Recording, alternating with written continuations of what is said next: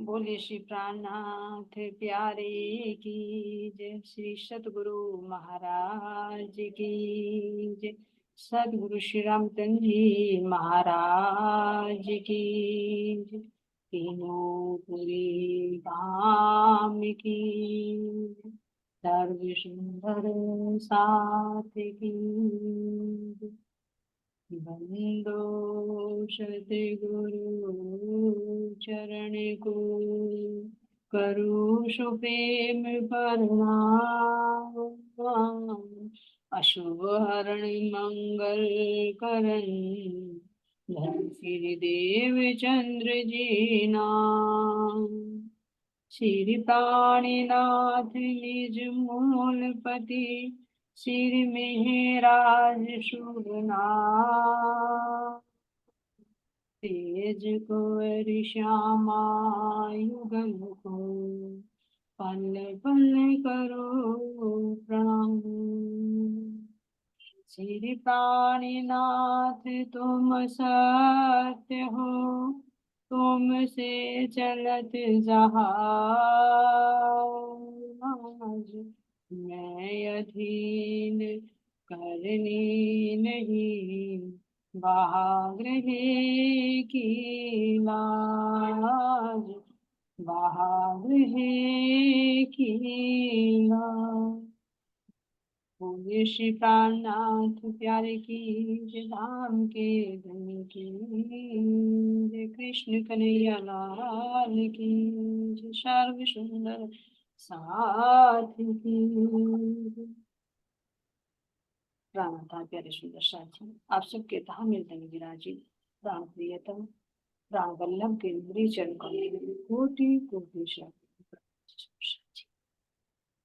तो चलते हैं सुंदर साथ जी बेटक साहिब की तरफ। राज्य महाराज जी की मेहर से अपने परमहंसों की बीतक से हमें बहुत कुछ मिल रहा है या जान भी पा रहे हैं, जिससे हम आज तक अनभिज्ञ थे। क्योंकि हमारे क्या होते हैं जीवन, हमारी पथ प्रदर्शक होती है।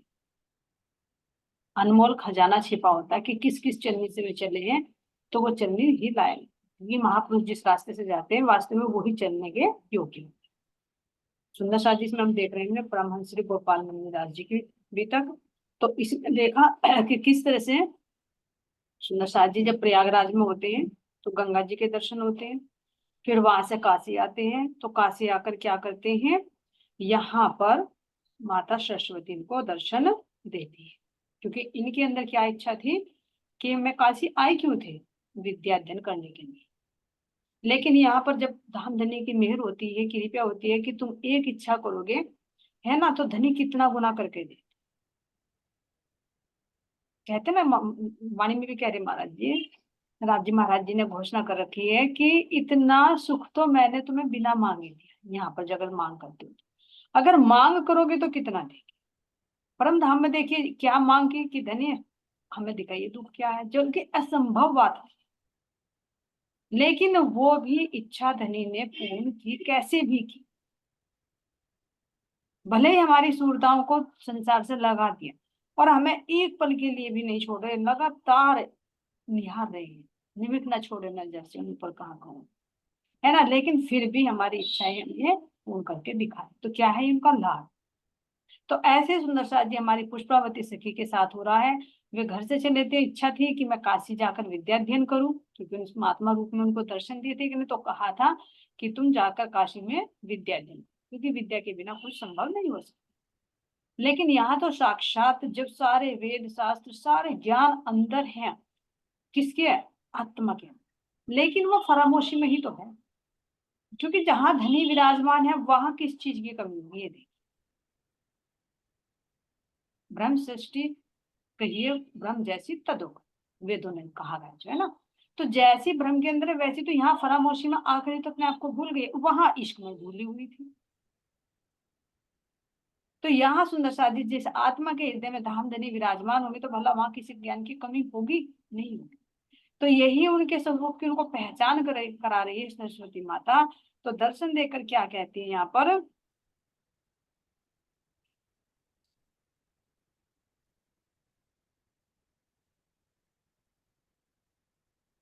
तो कह रहे हैं सुंदर साथ जी भले तुम अपने स्वरूप को, बोली सरस्वती उनसे, तुम्हें प्रकट है सारी विद्या, होगा सब कंठस्थ तुम्हें, होगा सब कंठस्थ तुम्हें। भले तुम अपने स्वरूप को, यानी भूले हुए को, तो सरस्वती माता ने बताया कि तुम जिस विद्या के लिए अपने गांव से निकलकर यहाँ काशी में आए हो, तो वो ज्ञान तो तुम्हारे अंदर है, लेकिन तुम अपने स्वरूप को भूले हुए हो। कैसे सुंदर साथ जी, जैसे यहाँ पर कोई सोया हुआ हो तो वो अपने तन को भूल जाता है, तो उसके अंदर का ज्ञान भी वो धूमिल हो जाता है। तो इसी तरह से यहाँ पर जब हम आत्मा यहाँ आकर भूल गई तो अंदर में जो ज्ञान है वो धूमिल हो। तो ऐसी पहचान करा रही सरस्वती माता कि सारा ज्ञान तुम्हारे अंदर है, लेकिन जब तुम अपने स्वरूप को पहचान लोगे तो तुम्हें सब कंठस्थ हो जाए। पढ़ने की भी जरूरत नहीं है, रटने की भी जरूरत नहीं है, तुम्हारे अंतर से ही वो प्रकट। और ये होता है। देखिए यहाँ की विद्या को तो पढ़ा जाता है रट रट, है ना। और धाम धनी की विद्या को पढ़ा जा सकता है उनके प्रेम में, सतगुरु की कृपा, है ना। जैसे हमारी इंद्रावती सखी ने भी कहा कि ना कुछ मैंने फारसी पढ़ी ना उर्दू पढ़ी, लेकिन फिर भी सारा कुरान का ज्ञान, सारे वेदों का ज्ञान वो कैसे निकल कर आया? गुरु की कृपा से, सतगुरु की मेहर से। अंदर में जो था वो सब कुछ निकल कर आया। कह रहे मैंने कुछ भी ग्रंथ नहीं पढ़े, बस धाम धनी अंदर में हृदय में विराजमान हुई। तो जब ज्ञान का भंडार ही हृदय में बैठ जाए तो फिर वहां ज्ञान तक कैसे रहे? अगर हृदय में सूर्य ही आ जाए तो फिर अंधकार कहाँ रहे? और यहाँ का ज्ञान कैसे हो गया? जैसे कि यहाँ पे कैंडल का कह दे या दीपक का कह दे, लालटेन का कह दे, ट्यूबलाइट का कह दे, ऐसा प्रकाश जो क्षणिक है। तो ये यहाँ की बुद्धि से प्राप्त किया जाता है, और अंदर का ज्ञान आत्मा से ही प्रकट होता है, अंदर में है वो। तो ऐसे सुंदर साजिब देखिए, ज्ञान वाणी का ज्ञान है, जो वाणी अवतरित हुई। तो क्या हम तुम तो क्या करते हैं, चौपाइयों को रटते, रट रट कर ही बताते, चाहे कोई कैसा भाव, अपना भाव अलग अलग बता रहा है, चाहे वो देख कर पढ़ रहा है, चाहे वो बिन देखे पढ़ रहा है तो रटता ही। लेकिन इंद्रावती जी ने कौन सा रट्टा लगाया? देवचंद जी महाराज जी ने, हमारे श्यामा जी ने कौन सा रट्टा लगाया? वो तो ज्ञान अंदर से प्रकट हुआ ना, पूरी वाणी अंदर से प्रकट हुई। तो अंदर में से कौन बोल रहा है? मैं धनी के कहलाए मैं कही तुमको चार। तो अंदर में धामधनी बैठकर उन्होंने बैठकर ये ज्ञान दिया, और ज्ञान देकर जिसको कह रहे कि यहाँ भी एक कविता के रूप में हो गए, सुंदर शोभा बन गई, लेकिन कविता नहीं है। तो एक अंदर से ही ज्ञान उमड़ता है और एक बाहर से अर्जित किया जाता है। तो जो बाहर से अर्जित किया जाता है वो तो क्या होगा, कुछ समय के लिए याद रहेगा फिर बोलते चले जाएंगे, कुछ समय के लिए याद रहेगा फिर बोलते चले जाएंगे, लेकिन अंदर का ज्ञान क्या है? वो अंदर से निकलता ही रहेगा, ऐसा प्रवाह बहता रहेगा, बहता रहेगा, बहता रहेगा, कि उसमें धीरे धीरे कर सब पवित्र होते रहेंगे, जैसे हम हो रहे हैं इंद्रावती जी के हृदय से जो प्रकट हुए पांचों शक्तियों के माध्यम से। कहा ना कि आसमान से पांच नहरें उतरेंगी, तो ये नहरें वही तो है, ब्रह्म ज्ञान रूपी नहर। तो ये एक अंदर से ज्ञान प्रकट होता है, वो धनी की मिहिर से होता है, और एक बाहर से होता है। तो हम ये ना समझे सुंदर साथ जी कि अंदर से मिलेगा तो हम बाहर से क्यों पढ़े, बाहर से क्यों सुने, क्योंकि हमारे जीव की इतनी कसनी नहीं है, इतनी कैपेसिटी नहीं, है ना। यही कहना, जैसे कहा जाता है ना कि धोबी का कुत्ता घर का ना घाट, कि अंदर में तो हम रहने में उतर नहीं पाए, उस तपस्या तक, उस चरम लक्ष्य तक हम पहुंच नहीं पाए, और बाहर से भी हम सब छोड़ दे तो फिर क्या रहेगा? संसार का ज्ञान आएगा। तो ना होने से तो कुछ होना बेटर है, लेकिन उसके लिए प्रयत्नशील जरूर है। जिसके लिए बताया कि एकाग्रता, ध्यान, चितवनी, कोई कोई शब्दों को लेकर उसके अंदर में उतरना, तो धीरे धीरे धीरे धीरे धीरे धीरे वो बुद्धि खुलती चली जाएगी। कैसे? जैसे हमारे धनी देवचंद जी महाराज जी ने शुरू में सब कुछ सुना ना, भागवत भी सुनी ना, लेकिन जब वास्तविक ज्ञान हुआ तो वो किसी का पढ़ा पढ़ाया नहीं था, वो तो अंतर में राज जी नहीं बैठकर वो ज्ञान कहलाया। हमारे रामचंद्र महाराज जी कितने पढ़े थे? कौन से 25 पक्षी खे थे? और आज इतना पिक्चर देख देख कर भी, है ना, एक एक गिनती रट रट कर भी, क्वेश्चन आंसर भी कर करके भी, और फिर भी कुछ समय बाद देखें तो फिर भूल जाते हैं। एक तो हमारी निरंतरता नहीं बनी रहती कि हम रोज रोज उसमें रमन नहीं करते तो भूल जाएंगे, है ना। और दूसरे सुंदर साथ जी, यहाँ बुद्धि तक ज्ञान पहुंचता है, और बुद्धि का काम क्या होता है, लेना फिर भूल जाना। और उसको क्या चाहिए, इसके साथ मन लगा हुआ, तो इसे नया नया चाहिए। पुराने को तो ये भूल जाता है, पुराने को तो ये एक्सेप्ट भी नहीं करता, और ये भी थोड़े दिन कहेगा, अरे हो गया, तो पता है ना। तो इसलिए अंदर का ज्ञान सुंदर सा जी, एक अंदर का ज्ञान है, एक बाहर का ज्ञान। तो जब अंदर में बैठकर पढ़ा जाता है ना, जब मिहिर देखो महबूब की तुझे पढ़ाए आपका शास्त्र, जब अंदर में बैठकर धाम धनेश्वरम पढ़ाते हैं ना, तो वास्तव में वो ही ज्ञान टिकाऊ होता है, वो ही ज्ञान सत्य होता है, और उसी ज्ञान से आत्मा आनंद प्राप्त करती है, और उसी ज्ञान के माध्यम से भी बहुत सबका उद्धार हो जाता है। और ये हो गया सुंदर शाह जी बाहर। आते हैं ना, कहते हैं एक चौपाई कि कस्तूरी कुंडल बसे मर्ग ढूंढे बनवाए, है ना।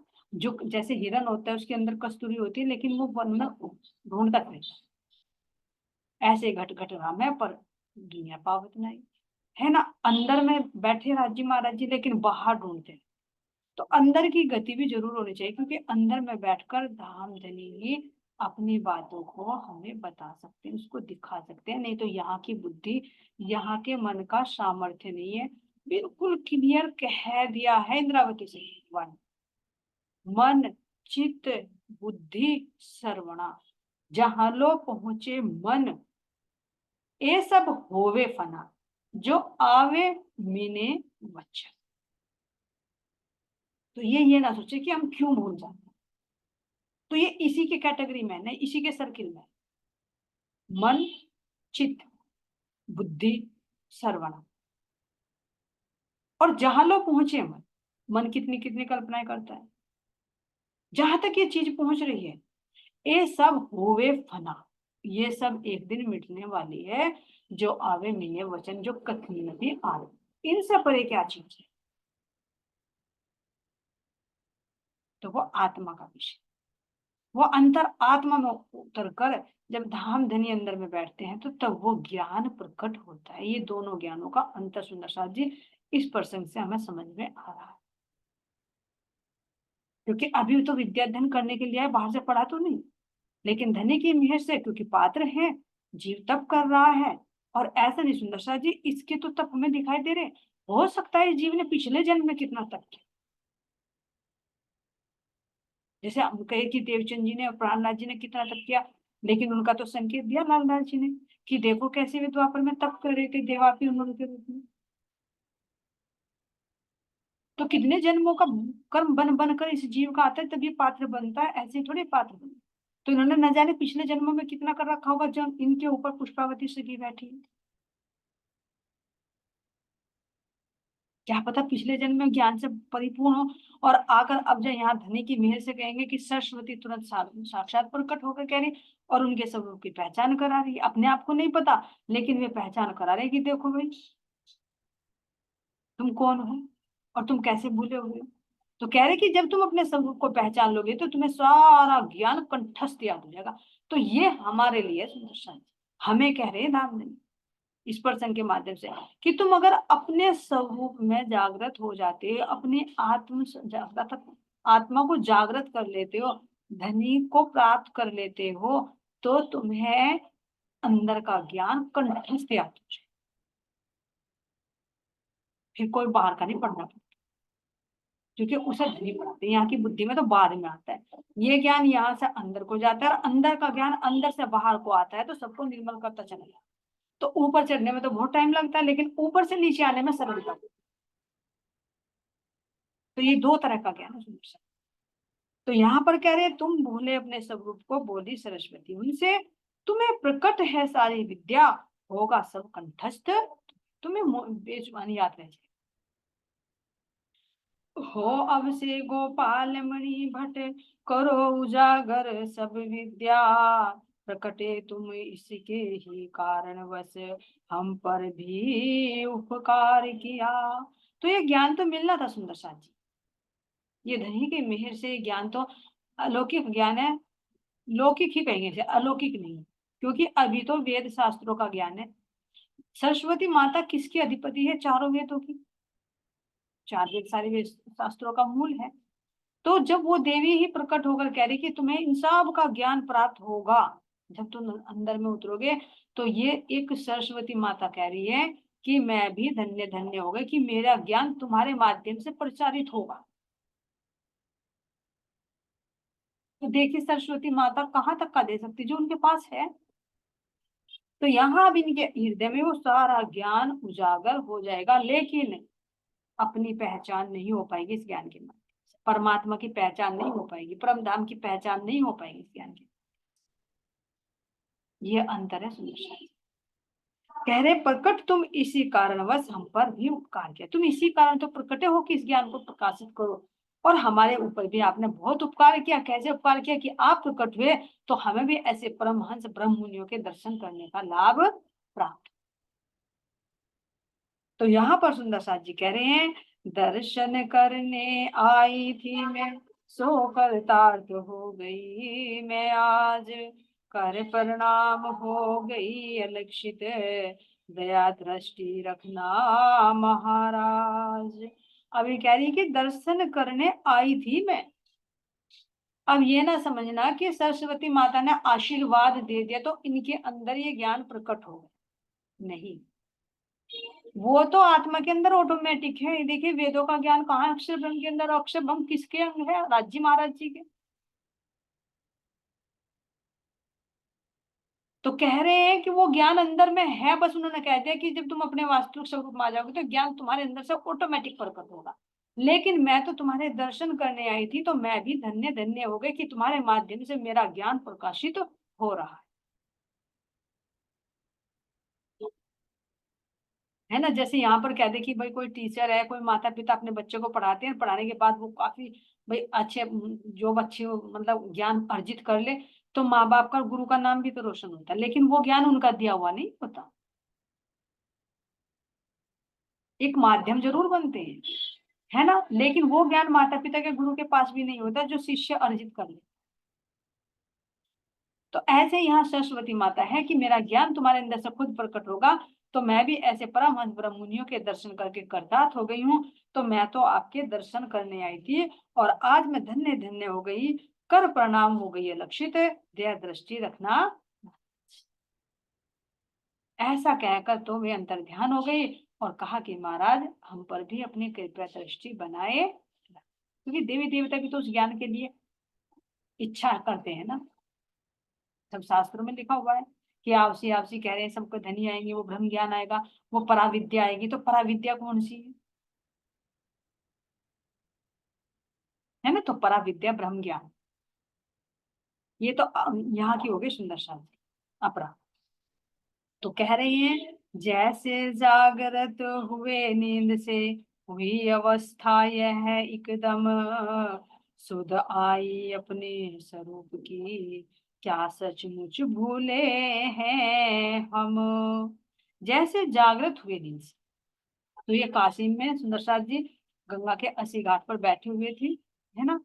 रात्रि का टाइम था, तो चिंता में डूबे हुए थे, कहा थे ना चिंतातुर थे कि भाई मैं विद्या अध्ययन करना है, मुझे कैसे जाऊं, कहाँ जाऊं, कैसे अर्जित करूं। तो तब लक्ष्मी सरस्वती प्रकट हुई थी, तो पूछा था चिंता का क्या कारण है, तो वो चिंता दूर हो गई। तो जैसे नींद में होते हैं तो ऐसे एकदम जागृत हुई, है ना। तो कह रहे हुई अवस्था यह एकदम, शुद्ध आई अपने स्वरूप की, क्या सचमुच भूले हैं हम। अरे अभी गंगा माता ने भी कहा है ना, जब प्रयाग में थे तो प्रयाग में गंगा माता के दर्शन होते हैं और काशी में सरस्वती माता। वहां पापों को धोया और यहाँ उस ज्ञान का प्रकाशित किया ज्ञान। क्योंकि हर देवी देवता चाहते हैं ना कि मेरा भी ज्ञान है जो प्रचार हो दुनिया में। तो ऐसी सरस्वती माता क्यों नहीं प्रसन्न होगी, ऐसी गंगा माता क्यों नहीं प्रसन्न होगी कि सबके पापों को धो धोकर मलिन हो गई थी, तो आज वो पवित्र हो रही है उनके चरण में पाकर। तो ये है ब्रह्म मुनियों का प्रताप सुंदर सा। इसको तो कह रहे हैं कि ऐसी ब्रह्म सृष्टियों की ब्रह्म आत्माओं के तो चरण रज को त्रिगुण भी तरसते हैं। तो ये देवियां क्यों नहीं है? तो जब साक्षात सामने प्रकट हो रहे हैं, तो ऐसे सुंदर साथ जी कह रहे हैं, सुध आए अपने स्वरूप के, क्या सचमुच भूले हम। तो अंदर में एक मतलब एक जैसे कुछ हो जाता ना, एक ज्योति से एक एहसास हुआ, ऐसा हुआ कि जैसे सोए हुए से कोई जागृत हो गया। तो अंदर में आत्मा ने कहा, क्या मैं सच में भूला हुआ हूँ। जब वो सामने वाला कहेगा तो ये तो कहेंगे ही, मान लीजिए यहाँ भी कोई झपकी आ रही हो, दूसरा कह रहा भाई तुझे नींद आई, तो एकदम चौंकना, अरे हाँ मुझे आई थी तो झपकी से, है ना। तो एकदम बुद्धि से चौंकेंगे ना, यहाँ की एक नॉर्मल नींद की बात करें, ये अंदर की नींद। तो अंदर में एक आत्मा के अंदर एक स्फुरना सी हुई, तो उन्होंने सोचा कि क्या मैं वास्तव में क्या अपने आप को भूला हुआ हूँ, क्या मैं कौन हूँ, आखिर कौन सी शक्ति मेरे अंदर है जो कह रहे कि मेरे सारे विद्या पढ़ने की जरूरत नहीं, सब अंदर में ही प्रकट हो जाए। तो ये सुंदर साथ जी यहाँ पर कह रही हैं, जैसे जागृत हुए नींद से हुई अवस्था यह है, एक उनकी अवस्था एकदम ऐसी होगी। और शुद्ध आई अपने स्वरूप की, अपने आत्मा का थोड़ा सा एक एहसास हो कि मैं इस शरीर से अलग आत्मा हूँ। और क्या कह रही है, क्या सचमुच बोले, वेद और विद्या आदि में हुए पारंगत श्री गोपाल, अलग वस्तु सब लगी दिखने, क्या सचमुच भूले हैं हम। तो जैसे ही अब उन्होंने वरदान देखा, वो अलक्षित हो गई थी सरस्वती माता। तो इनके अंदर से क्या कह रहे हैं, वेद और विद्या आदि सारे वेदों का, शास्त्रों का, सबका ज्ञान इनके अंदर आने लगा। और नए नए दृश्य भी इनके सामने प्रकट हो, क्योंकि आत्मा की दृष्टि देख सकते सुंदर साथी, यहाँ के चरम चक्षु नहीं देख सकते, जीव भी नहीं देख सकता, क्योंकि जीव तो खुद मोह सागर में फरामोशी में है। तो ये आत्मा का बल, इससे बहुत गहरी शिक्षा मिल रही सुंदर साथी। क्योंकि अभी तक कोई ऐसे तो है नहीं कि पढ़ना पढ़ाना सुनना सुनाना है, वैसे ये पर्पज है हमारा। ये भी नहीं कि एक बार को कई कई बार पढ़ते रहे सारा जीवन बिताना है, कि कुछ ना कुछ जैसे हम भी अगर अंदर की तरफ को कदम बढ़ाएंगे, तो जब आत्मा जागृत होगी तो अंदर का ज्ञान स्वतः ही बाहर प्रकट होने लगेगा, और बाहर का भी सब कुछ दृष्टिगोचर होने लगेगा। जैसे भी कहा ना कि जब तक आत्मा सोई हुई है तो वो कुछ देख नहीं पाएगी, जीव प्रयत्न कर रहा है, जैसे कैसे, जैसे नींद में भाग दौड़ करके, लेकिन जागने पर तो कुछ हाथ नहीं आता ना। तो इसी तरह से जब जागृत हो जाते हैं तो असल का सब कुछ दिखने लगता है, स्वप्न का भी देखते, जागा हुआ स्वप्न का भी देख सकता है कि मैं स्वप्न में क्या देख रहा था, लेकिन स्वप्न में होते हुए जागृति का नहीं देख सकता कि मैं कहाँ सोया हुआ हूँ और मेरे पास में क्या घटना हो रही है, चाहे चोर चोरी ही कर रहा हो। तो ऐसी हमारी अवस्था है सुंदर सा। हमारी अवस्था कैसी, कि जब हम अगर ध्यान की तरफ को बढ़ेंगे और आत्मा अगर जागृत होगी, तो फिर वो बाहर का तो देखेगी स्वप्न का, वो अलौकिक लोगों को भी देखेगी, बेहद को भी देखेगी, कहाँ ब्रज है कहाँ रास है। वो अपने धाम को भी देखे, मेरा धाम कैसा है, मेरा मानिक पहाड़ कैसा है, मेरा होज कोसर कैसा है, मेरी जमुना जी कैसी है, मेरे रंग महल कैसा है, मेरी शिवजा कैसी है, मेरा श्रृंगार कैसा है, वो सब कुछ देखे। लेकिन उसके लिए जीव को प्रयत्न करना पड़ेगा।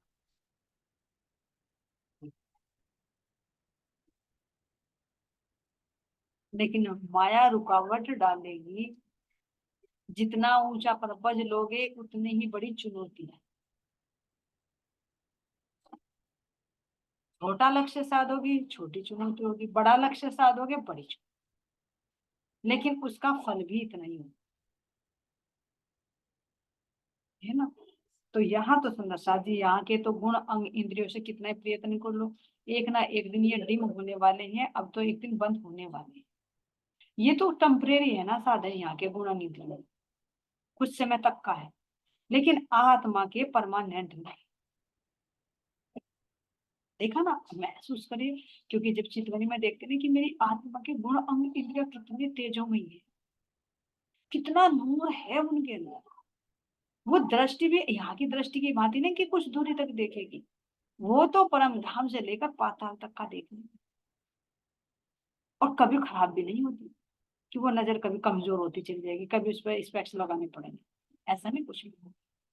श्रवण अंग कितने तेज है कि वो अंदर की दूर तक की भी आवाज सुन लेंगे। यहाँ तो कुछ एक हद है, कुछ सीमा है कि इतनी दूरी तक सुन पाएंगे, उससे आगे के नहीं सुन पाएंगे। लेकिन वो कान कितने चौकन्ने हैं, कितने चौकस है। जैसे राज्य के वैसे हम आत्मा। वो नासिका का बल कितना है कि वो सारी खुशबू को लेती। यहाँ तो एक एक को लेगी, यहाँ भी कुछ दूरी होती है सुनिश्चित, हर एक अंग की एक लिमिट है यहाँ। इसीलिए इसको हद कहा गया। हद का मतलब एक सीमा। तो हर एक चीज की यहाँ पर सीमा है, इसलिए इसको हद कहा गया। पूरे ब्रह्मांड में देखो हर एक चीज की एक लिमिटेशन है।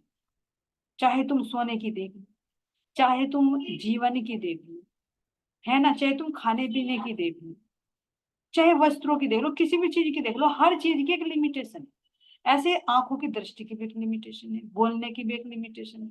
हर एक चीज लिमिट में है। अनलिमिटेड यहाँ कुछ भी नहीं, इसीलिए इसको हद कहा जाता है। अनलिमिटेड तो बेहद है, और बेहद से भी है परम धाम। तो ऐसे सुंदर सा जी, ऐसे जब ये तन है तो इसकी भी हर एक में लिमिटेशन है। लेकिन जो हम आत्माओं के जो स्वरूप है, गुण विद्या, वह उनकी पावर अनलिमिटेड है। तो जब वो अपने स्वरूप में जागृत होगी तो अंदर में कितना कुछ देखेगी, कितना कुछ दृश्य उसके सामने आएंगे। तो ऐसे हमारी पुष्पावती सखी को अब यहाँ अलग अलग ये दृश्य दिखाई देने लगे। तो अब क्या कह रहे सुंदर साथ जी, वेद और विद्या आदिक ने हुए पारंगत, श्री गोपाल अलख वस्तु सब लगे देखने, क्या सचमुच भूले हैं हम। तो जब अंदर का देखने लगेंगे तो तभी तो कहेंगे कि हाँ, अरे मैं सचमुच में भूला हुआ हूँ। है ना, जैसे विका की अगर मुझे नींद आ रही है तो आंख खुलेगी, तो आंख खुलने पर एकदम मैं क्या कहूंगी, अरे हाँ मुझे झपकी आई थी। क्यों? क्योंकि ये शब्द मैंने सुने नहीं, चुप। तो यानी मुझे झपकी आई थी। तो कब पता चलेगा? जब जागृत अपने सेंस में। तो इसी तरह से यहाँ अनुभव हो रहा है हमारी पुष्पावती सखी को कि क्या सचमुच हम भूले हुए हैं, अरे ये तो मुझे दिख ही ना ही रहा। तो ये सुंदर साथ जी यहाँ पर बोले, तुम शिवपुरी पधारो, हम आए तुमको लेने, काशी से शिवपुरी गए वे, कि वहां 2 वर्ष व्यतीत। तो यहाँ पर भी सुंदर साथ जी एक साधु के रूप में उनको मिलते हैं, और उनको फिर बोलते हैं कि अब तुम कहाँ जाओ, शिवपुरी जाओ। जैसे पहले भी एक साधु ने दर्शन दिए थे, जब कहा था कि तुम विद्या अध्ययन करना चाहते हो तो तुम काशी चले जाओ। तो उनके कहने पर काशी आए थे, लेकिन सोच रहे थे कैसे चलूं कैसे चलूं। लेकिन क्या हुआ, जब अंदर में चाह होती तो वहां राह भी होती, है ना। तो जहां चाहा वहां रहा। तो यहाँ पर उनकी साधुओं की जमात मिल गई, उनके साथ में झट से निकल ली, बताया भी नहीं घर पर। तो ऐसे यहाँ पर भी दर्शन देकर कहा कि अब तुम्हारे अंदर ज्ञान तो आ गया, तो अब तुम शिवपुरी चले जाओ, कैलाश चले जाओ। और किए वहां 2 वर्ष बैठे। तो यहाँ से फिर कहाँ चले जाते सुंदर शाह जी, पहले इलाहाबाद प्रयाग आए, प्रयाग में गंगा जी के दर्शन होते हैं। फिर वहां से काशी आते हैं, काशी में सरस्वती माता के दर्शन होते हैं। फिर काशी से शिवपुरी आते हैं, यहाँ पर 2 वर्ष इन्हें व्यतीत करते हैं। अब यहाँ कैसे कैसे अंदर का वो मिलता सुंदर साथ जी, आगे बढ़ते हैं। क्या कह रहे हैं, जागृत ज्ञान उन्हें सब बख्शा, साथ रहे आत्म के मीत, दे अनेक साक्षी माया की, ज्ञान कराया सभी प्रकार। तो क्या है, जागृत ज्ञान उन्हें सब बख्शा। यहाँ के वेद शास्त्रों का ज्ञान, जो यहाँ का ज्ञान तो मिला, लेकिन उनके अंदर जो संकेत छिपे हुए थे वे संकेत भी खुलने लगे। क्योंकि अब यहाँ पर जागृत ज्ञान आ गए। तो जागृत ज्ञान किसने दिया? धनी दे सकते हैं, कोई और नहीं। जागृत बुद्धि अक्षर ब्रह्म की। तो जब अक्षर ब्रह्म की जागृत बुद्धि आएगी तभी तो ये सारे भेद खुलने लगेंगे। जैसे देवचंद जी महाराज जी पहले भागवत सुन रहे थे, तो सुनते सुनते उनके अंदर के गूढ़ रहस्य निकलने लगे। तो सौपन की बुद्धि से नहीं निकलते, जागृत। तो इसीलिए यहाँ पर कह दिया कि साथ रहे आत्म के लिए, आत्म के साथ में उनके धाम धनी है, तो उनकी प्रोग्रेस बढ़ा रहे हैं। तो यहाँ पर कह रहे हैं कि उनको जागृत ज्ञान यानी जागृत बुद्धि दे दी। जो वेद शास्त्रों का सारा ज्ञान तो अंदर आ ही गया था, लेकिन उनके अंदर जो छिपे भेद थे वे भेद भी दृष्टि में आने शुरू हो गए। दे अनेक साक्षी माया की, ज्ञान कराया सभी प्रकार, हर स्थान स्वरूप आदि के, करवाए सब साक्षात्कार। माया को भी समझाया। कैसे समझाया? साक्षी दे दे। जैसे शुरू में ही है ना, पूछा था जब देवचंद जी महाराज जी को दर्शन दिए राज जी ने, तो पूछा था कि ये संसार कैसा है, कि तू सोवत है कि जागृत है, बता तो मुझे विचार करके।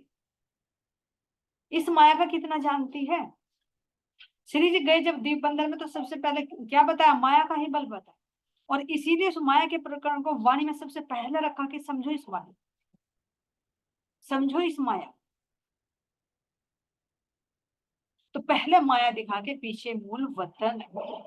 पहले इस माया को दिखाएंगे, तभी बाद में मूल वतन देखेंगे, क्योंकि इसकी वास्तविकता का जब पता चलेगा तो तब उस परम धाम को हम समझ पाएंगे। तो इसलिए कह रहे यहाँ पर अंदर में राजी महाराज जी की शक्ति विराजमान है आत्मा के साथ में। तो यहाँ माया के दृष्टांत दे देकर, साक्षी दे देकर इस संसार की वास्तविकता को दिखाया और ज्ञान कराया, सभी प्रकार का ज्ञान करा दिया। और हर स्थान स्वरूप आदि का, हर देवी देवताओं का, उनके तीर्थों का, सबका साक्षात्कार वहीं बैठे बैठे करा दिया, क्योंकि जागृत बुद्धि आ गई है। जैसे पहले बताया जाता है सुंदर साथ जी की, जब तक हम इस भव सागर में डूबे हुए, तो डूबा हुआ जो नख से सिर तक डूबा हुआ है, वो क्या देख लेगा इस भव सागर? क्या था पा लेगा इसकी? नहीं पा सकता। लेकिन जब अगर उसका मुंह ना भी, उसके आंख आंख भी इस भव सागर से ऊपर निकाल दी जाए ना, तो उसको वो देख सकता। तो ऐसे ही जब आत्मा जागृत होकर बेहद के द्वार पर खड़ी होती है, तो इस हद के संसार को सबको वो देखती है कि कैसे ये संसार है, कैसे इसमें तीन गुणों के भंवर पड़े, कौन से इसमें जल के जीव है, कैसे इसमें काम क्रोध ईर्ष्या द्वेष की हो रही। तो आत्मा अंदर में जागृत होकर इस सबको देख सकती है, इसमें डूब कर। तो ये जागृत ज्ञान उन्हें आया और इनको साक्षात्कार कर दिया। अब ध्यान देना सुंदर सा जी। ठहरे वे 2 वर्ष वहां पर, शिवपुरी में सब कुछ पाया, श्री गोपाल मैंने अपने माता पिता को बुलवाया। तो यहाँ से सुंदर साथ जी, अभी तो इनका नाम गोपाल जी था, लेकिन यहाँ से जब इनके सारे वेदों शास्त्रों का सारा ज्ञान इनके अंदर आ गया, तो यहाँ से हो गई ये गोपाल मुनि, क्योंकि जागृत बुद्धि इनके अंदर प्रवेश कर गई। तो यहाँ से कहलाए ये गोपाल मणि जी, यानी कहते हैं जैसे चूड़ामणि यानी शिरोमणि, ऐसे शिरोमणि बन गए। तो ये गोपाल मणि जी यहाँ पर कह रहे हैं। तो हम कह रहे हैं श्री गोपाल मैंने ने अपने माता पिता को बुलवाया। तो शिवपुरी में रहते हुए 2 वर्ष हो गए, तो यहाँ जब उनके अंदर जागृति ज्ञान आया, तो अपने माता पिता को भी ऐसे बुलवा लिया, जैसे देवचंद जी महाराज जी के माता पिता को वहां से आना पड़ा था सुंदर सा।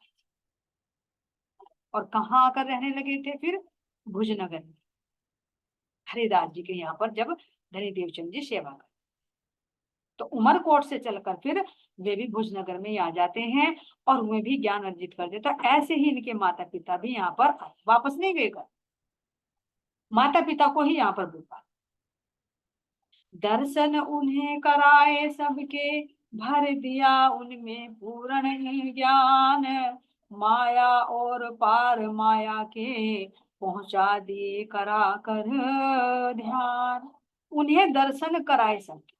तो जब अंदर में वो पावर है सुंदर साथ जी, तो क्या वो दूसरों को नहीं निर्मल कर सकते? कर देंगे। अब यहाँ भले ही शरीर से माता पिता पुत्र का संबंध है, लेकिन अंदर में तो आत्मा का संबंध हो गया,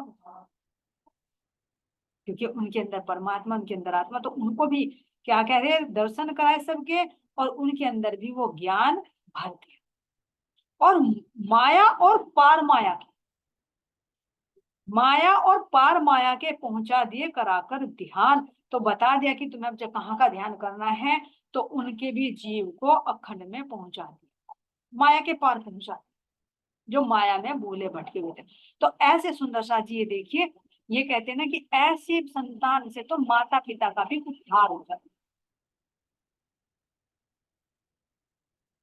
क्योंकि उनका भी तो एक पालन पोषण भी करते हैं, कोक्षा जन्म भी देते हैं, है ना। तो उनका फल तो उनको मिलता है ना, जिस तन ने इतनी तपस्या की। तो इसीलिए तो कहा जाता है कि अपने बच्चों को जितना भी वो संस्कार दे, अगर उनके अंदर अच्छे संस्कार हैं तो तुम्हारा बुढ़ापा भी सुधर जाएगा, और अगर उन्हें बिगड़ गए तो तुम्हारा भी बुढ़ापा बिगड़ जाएगा। चाहे कितनी भी भक्ति कर रखी, अगर औलाद बेकार निकल गई ना तो करा कराए सारे पे पानी फिर जाता है। ये यहाँ गोपाल मणि जी की वितक से हमें शिक्षा मिली।